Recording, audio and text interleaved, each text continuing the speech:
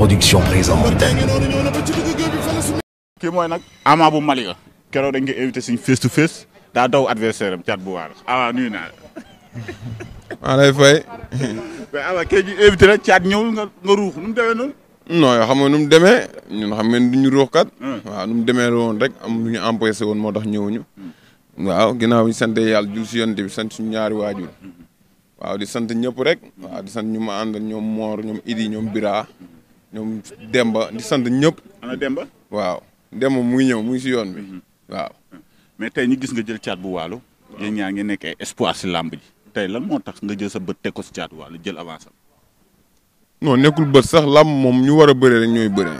waaw comme ça yàlla dafa def ne moom bokk na si ñu war a bëree suñu carrière rek looloo tax ñu war a bëree quoi. waaw mais bu jeexee tamit dañuy xooliwaat leneen. waaw di si ñaan ndam bu baax. keroog dégg nga ko li mu la wax. waaw dañuy def émission nga woote en direct. mu lay dégg nga ni ko force da nga ñëw pour jël li nga moom dem sa yoon. tey dañuy gis ci maanaam fit la wala loo xamante ne da nga ko teg sa bët pour dem sa yoon wala nu mu demee noonu. non ñun moom ay xale lañ ñun ay xale lañ li ñuy liggéey rek. waaw ñun yaakaar nañ ku taxaw suñu kanam ñoo la mën te bu jour bi arbitre sifflé tamit noonu la ñuy doxalee. waaw yàlla nag mooy maye ndam di ko ñaan ndam bu baax. waaw mais gis nañ tam nga wax benn wax codé ko nga ko maa ngi lay gis Malika Kër Massar foofu fi ngay dugg chaque jour nga doon ma dugg fa foofu sama kër la nu mu demee noonu. non loolu à suivre la ba lamb jeex rek. ma fii lay xewee si Gaston Production lépp fii lay leeree fa nga ko waxee woon fii nga xëy waxaate ñëpp dina dégg. non mooy loolu waaw wax naa la kañ. nee naa la loolu à suivre la lamb ji bu jeexee. waaw naa ko gën a expliquer nu mu demee quoi mu gën a leer. ñëpp benn moroomam sañul taxaw di xeex ak moom. waaw loolu moom ay waxu mbër la loolu fii lañ ko fekk fii lañ koy bàyyi suñu mag yeeg suñu papa yeeg suñu maam yëpp dañ ko doon wax. waaw te amaana mën nga ñëw ba lamb demee noonu. waaw ñu ngi ñaan yàlla egg si bis ba ak jàmm rek. mobilisation bi ngeen koy pare. ñun moom pare nañ ñun moom ku wax mobilisation moom. xam ne Kër Massar Malika Boune Yëmbal ñëpp. waaw xam ne ñoom ñoo moom làmb ji. waaw te le 27 lañ koy xam incha allah. gis nañ keroog li dal ci làmb ji.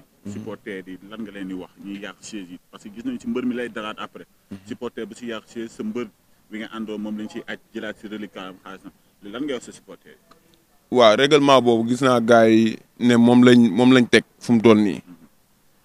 mais tamit bu ma sañoon ñu gën a xoolaat loolu ndax tamit nit mën na la bañ ñëw toog say supporter nga daan wala nga daanu mu yël ay siège sànni pour ñu aj la loolu bu ma sañoon dañ koy xoolaat bu baax a baax waaw di sant sama grand Joos kontaan naa ci moom bu baax a baax billaahi waaw di waaw di nuyu chauffeur bu ñu indi billaahi walaay waaw jël nañ temps xam nga waaw di kontaan bu baax nag waaw jaajëf waaw à suivre Production présente.